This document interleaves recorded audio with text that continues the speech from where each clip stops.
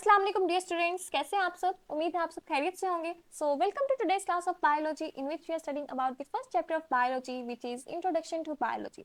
आज के लेक्चर में हम स्टडी करेंगे अबाउट लेवल्स ऑफ ऑर्गेनाइजेशन। ये हम स्टार्ट करेंगे आज के लेक्चर में, ठीक है। लेवल्स ऑफ ऑर्गेनाइजेशन स्टार्ट करेंगे, लेकिन इससे पहले हम देख लेते हैं हमने लास्ट लेक्चर में क्या स्टडी किया। हमने स्टडी किया about the contributions of Muslim scientist to biology. What are the contributions of Muslim scientist to biology. सबसे पहले हमने स्टडी किया जाबिर बिन हयान के बारे में। was born in Iran and practiced medicine in Iraq and he had done many experimental investigations in chemistry। और इन्होंने काफ़ी बुक्स भी लिखी जिनमें से जो इनकी फेमस बुक्स हैं वो है अल नबातात एंड अल हैवान। उसके अलावा हमने अब्दुल मलिक असमाई के बारे में पढ़ा, who is known as the first Muslim scientist who had studied animals in detail. और इनकी जो फेमस राइटिंग्स हैं वो है अल अबील जो कि कैमल के बारे में बुक है, अल खैल जो कि हॉर्स के बारे में है, अल वहूश जो कि एनिमल्स के बारे में, एंड खलक अल इंसान यानी कि इंसान के बारे में है। और इसके अलावा अबू अली सीना की कॉन्ट्रीब्यूशंस पढ़ी हमने, who is known as the founder of medicine and also known as Avicenna in the west. ठीक है, वेस्ट के लोग जो हैं वो इन्हें अविसीना के नाम से जानते हैं। And he was a physician, philosopher, astronomer and poet also. ठीक है, और इनकी जो फेमस बुक है वो है अल कानून फी अल तिब which is known as the Canon of medicine in the west. ठीक है, यानी कि कैनन मीन्स रूल या फिर प्रिंसिपल आप कह सकते हैं, फॉर्मूला कह सकते हैं। So it is known as the formula of medicine in the west. आज के लेक्चर में हम क्या स्टडी करेंगे, हम स्टडी करेंगे about the levels of organization. ठीक है, लेवल्स ऑफ ऑर्गेनाइजेशन के बारे में स्टडी करेंगे। लेवल्स ऑफ ऑर्गेनाइजेशन स्टार्ट करेंगे जिसमें जो फर्स्ट लेवल है वो है सब atomic and atomic level. What is सब एटॉमिक एंड एटॉमिक लेवल? इसमें हम पढ़ेंगे एटम्स एंड सब एटॉमिक पार्टिकल्स के बारे में। ठीक है, एटम्स एंड सब एटॉमिक पार्टिकल्स के बारे में पढ़ेंगे। What is atom? इसको डिस्कस करने से पहले हमें पता होना चाहिए व्हाट इज मैटर। मैटर क्या होता है? Matter anything that has some mass and occupies some space is known as matter। ठीक है, जिसके पास कोई mass होगा, कोई भी चीज जिसके पास कुछ mass है और वो कुछ space ऑक्यूपाई कर रही है, उसे हम matter बोलेंगे। ठीक है, and matter is made up of elements। elements से मिलकर बना होता है और elements atoms से मिलकर बने होते हैं। ओके, atoms से मिलकर बने होते हैं। so what is atom? it is the smallest indivisible particles of element। ठीक है, smallest indivisible particle of an element। smallest indivisible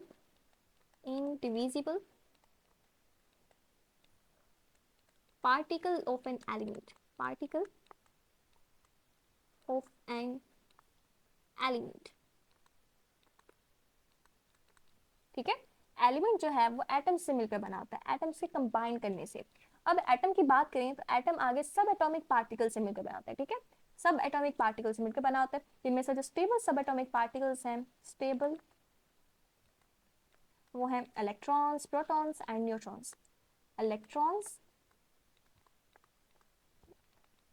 protons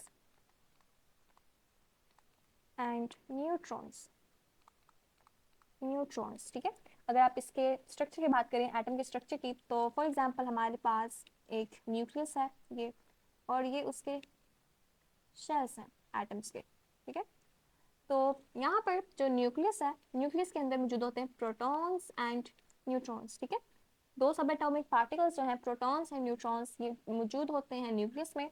और जो शेल्स हैं इसके इर्द गिर्द, यहाँ पर इलेक्ट्रॉन्स प्रेजेंट होते हैं। ठीक है, इलेक्ट्रॉन्स रिवॉल्व कर रहे होते हैं अराउंड द न्यूक्लियस। यहाँ पर देखिए ये हमारे पास है इलेक्ट्रॉन्स। ठीक है, so these are the subatomic particles and this is the structure of atoms. अब एलिमेंट्स की बात करें तो एलिमेंट्स जो है वो एटम्स के कंबाइन करने से मिलकर बने होते हैं। ठीक है, एटम्स के कंबाइन करने से एलिमेंट्स बनते हैं। टोटली 92 एलिमेंट्स हैं जो नेचुरली अकरिंग है। ठीक है, यहाँ पर हमारे पास 92 एलिमेंट्स ऐसे हैं जो कि नेचुरल हैं। ठीक है, नेचुरली अकरिंग है, नेचुरल। इनमें से भी 16 एलिमेंट्स ऐसे हैं जो हमारी बॉडी का मैस बनाते हैं। ठीक है, 16 एलिमेंट्स ऐसे हैं जो हमारी बॉडी का मैस बनाते हैं, उनको बायो एलिमेंट्स कहते हैं। So the elements which take part in making the body mass of living organisms is known as bioelements. ठीक है, elements which take part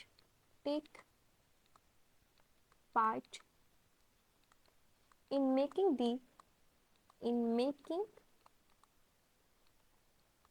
the body mass of living organisms। Living organisms, इनको क्या बोलेंगे? Bio elements. ठीक है, अब इन 16 bio elements में से भी 6 एलिमेंट्स ऐसे हैं जो कि 99% हमारी बॉडी का मास बनाते हैं। ठीक है, 6 एलिमेंट्स, 6 हमारे पास ऐसे हैं जो कि 99% बॉडी मास बनाते हैं। ये कौन कौन से हैं? ऑक्सीजन जो कि 65% बनाता है, कार्बन है जो कि 18% बनाता है, हाइड्रोजन 10%, नाइट्रोजन 3%, कैल्शियम है जो कि 2% एंड फॉस्फोरस 1%। बाकी के जो 10 एलिमेंट्स हैं, ठीक है, 10 एलिमेंट्स वो 1% बनाते हैं, ओनली 1%। वो एलिमेंट्स कौन कौन से हैं? वो है हमारे पास जो 10 एलिमेंट्स हैं, एक मिनट, 10 एलिमेंट्स हमारे पास हैं वो 1% मैस बनाते हैं। ठीक है, वो एलिमेंट्स कौन कौन से हैं? अगर उनको देखें तो वो एलिमेंट्स हैं potassium, sulphur, chlorine, sodium, magnesium, iron, copper and manganese है, जिंक एंड आयोडीन। ये 10 एलिमेंट्स ऐसे हैं जो कि हमारी बॉडी का ओनली 1% मैस बनाते हैं। ठीक है, और 6 एलिमेंट्स ऐसे हैं जिनमें ऑक्सीजन है, कार्बन है, हाइड्रोजन है, नाइट्रोजन, कैल्शियम एंड फॉस्फोरस, 99% हमारी बॉडी का मैस बनाते हैं। So these are the bio elements which are 16 in number. Okay, तो ये हमने स्टडी किया subatomic and atomic level. अब स्टडी कर लेते हैं molecular level which is the second level of organization. ठीक है, मॉलिक्यूलर लेवल स्टडी करें तो इसमें हम स्टडी करेंगे मॉलिक्यूल्स के बारे में, बायोमॉलिक्यूल्स के बारे में और उनकी क्लासिफिकेशन के बारे में। ठीक है, what is a molecule? Molecule क्या होता है? It is the smallest part of a compound. ठीक है, स्मॉलेस्ट पार्ट होता है of a compound, smallest part of a compound, of a compound which retain the properties of that compound। ठीक है, जिसमें उस कंपाउंड की प्रॉपर्टीज मौजूद होती हैं। so it retains the properties which retain the properties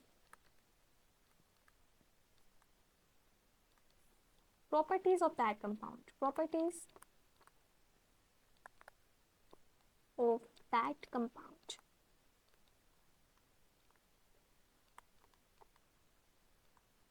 okay, अगर बायो एलिमेंट्स की बात करें, जब हमने बायो एलिमेंट्स स्टडी किए एटॉमिक लेवल पे, बायो एलिमेंट्स, बायो एलिमेंट्स ये कभी भी आइसोलेटेड यानी कि फ्री फॉर्म में एग्जिस्ट नहीं करते। ठीक है, दे can not exist in isolated forms, isolated forms,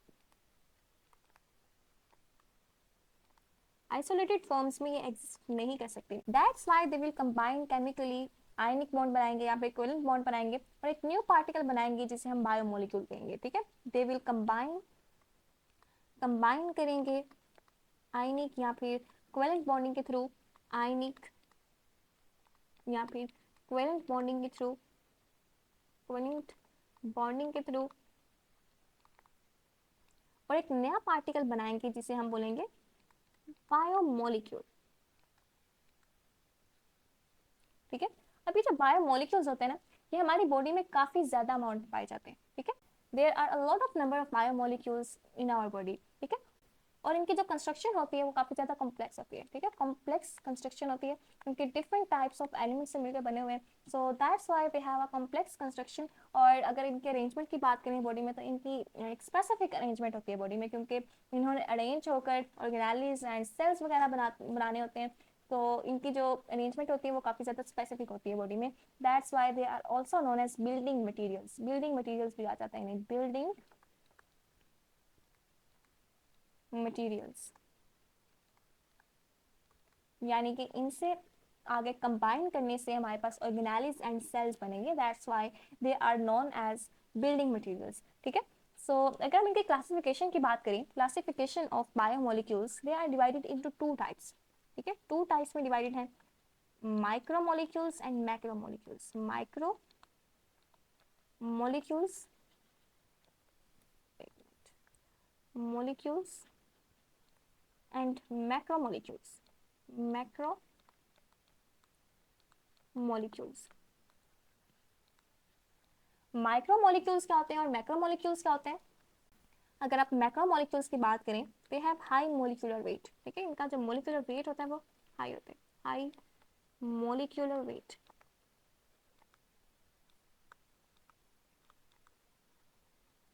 इसमें आप एग्जांपल्स ले सकते हैं, एग्जांपल्स कार्बोहाइड्रेट्स की, कार्बोहाइड्रेट्स, ठीक है, लिपिड्स ले सकते हैं, लिपिड्स की, प्रोटीन्स की, ठीक है। So these are the examples of macromolecules. इसी तरह माइक्रोमोलिक्यूल्स की बात करें, they have low molecular weight, ठीक है, लो मोलिकुलर वेट।